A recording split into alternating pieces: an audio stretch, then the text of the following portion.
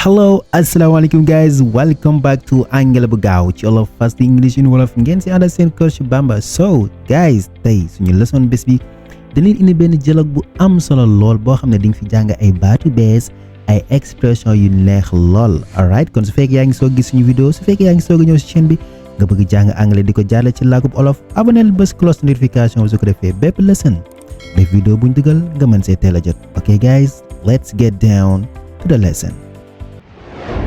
F.E.W. Fast English in Wolof. Alright fellas, comme ni ma leen ko waxee tey suñu leçon bés bi dafa nekk benn dialogue bu am solo boo xam ne di nga si jàng ay baat ak expression yu neex lool. te aussi tamit si dialogue bi di nga fi gis yenn expression yoo xam ne daan nañ ko gis si vidéo yi nii weesu, kon tey di nga ko gisaat si yeneen contexte. Alright, kon guys déglul dialogue bi bu baax a baax, te baat boo xam ne xamoo ko na nga jàpp ko téye ko, su ko defee nga koy mën di jëfandikoo bu baax a baax, ndax loolu mooy njëriñu dialogue guys. Alright, let's go. kon dialogue bi dafa dox si diggante Saliou ak Assane. Saliou moo njëkk wax, déglu Saliou mu wax, nee na ko hey, I haven't seen you in a couple of days. Hey, I haven't seen you in a couple of days. Loolu mooy lan? Waa sa waay, yow gëj naa la gis, fan yi gisuma la loolu jàngoon nañ ko. Alright, I haven't seen you in a couple of days. ba tey Saliou daan dégul de, nee na ko what have you been up to? What have you been up to? ci loo nekk? What have you been up to? kon Saliou loolu la ko wax, nee na ko sa waay yow fan yi gisuma la de, ci loo nekk? I haven't seen you in a couple of days. What have you been up to? Assane jël na, nee na ko I'm just busy with work. I'm just busy with work. Mooy liggéey bi moo ma jàpp rek. I'm just busy with work. liggéey bi moo ma jàpp. Saliou nee na ko don't fool yourself homie. waaye doom ndey bul nax sa bopp. don't fool yourself, bul nax sa bopp homie, yow sama xarit. ba tey nee na ko you always say that. yow moom loolu rek ngay wax, saa su ne loolu ngay wax. don't fool yourself homie, you always say that. sa waay bul nax sa bopp de doom ndey, yow saa su ne loolu ngay wax, maanaam saa su ne danga naan dama jàpp rek. but nee na ko I think you are just lazy. man de dama jàpp ne dangaa tayal rek, dama jàpp ne daal tayal rek moo la jàpp. ok, kon loolu la ko Saliou wax, nee na ko don't fool yourself homie, sa waay doom ndey bul nax sa bopp. you always say that. saa su ne loolu ngay wax. I think you are just lazy. dama jàpp ne sa waay tayal rek moo la jàpp. Assane nee na ko maybe a little. waaw xëy na mën naa am tayal naa tuuti. maybe a little. waaw xëy na tuuti rek, xëy na tayal naa tuuti. maybe a little. but waaye it's been a tough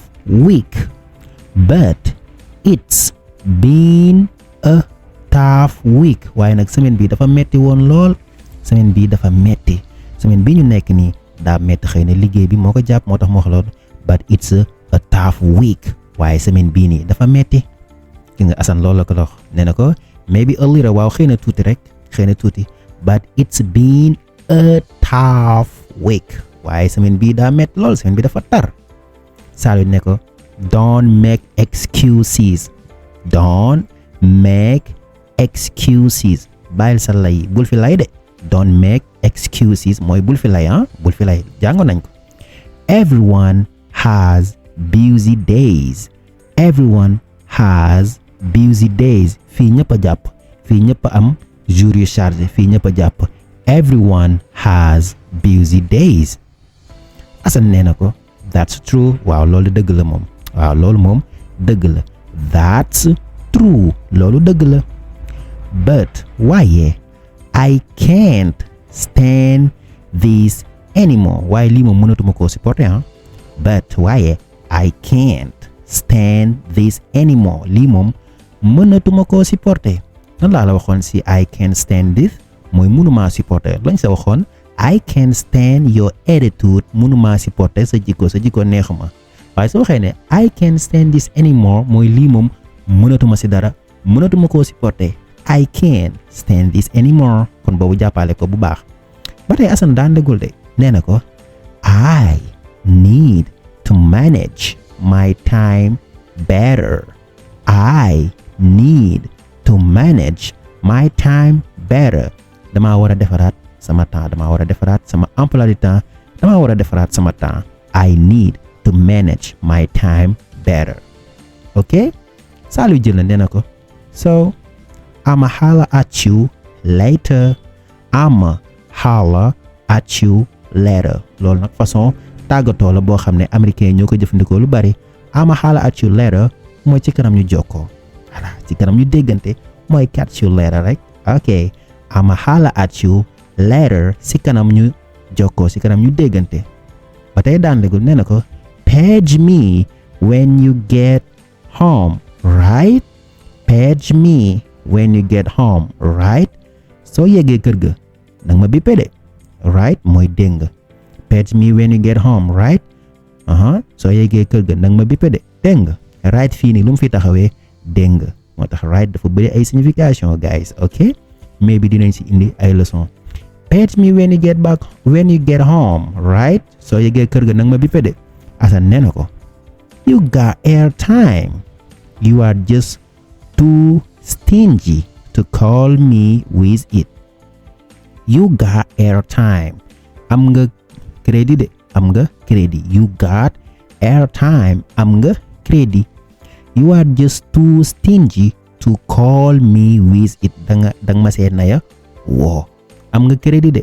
danga ma see naya woo ndax saa daf ko ne ci kanam après nag ma bippe soo yeggee kër ga Assane nee na ko you got airtime yow am nga crédit de you are just too stingy to call me with it danga ma see naya alright danga ma see naya woo kon guys loolu moo nekkoon ci rek bu am solo gis nga fi ay baat ay expression yu neex kon loolu moo nekkoon suñu leçon bi guys kon de leen like di partager di commenter see you soon on your favorite YouTube channel anglais bu gaaw ci olof ngeen si ànd seen coach Bamba goodbye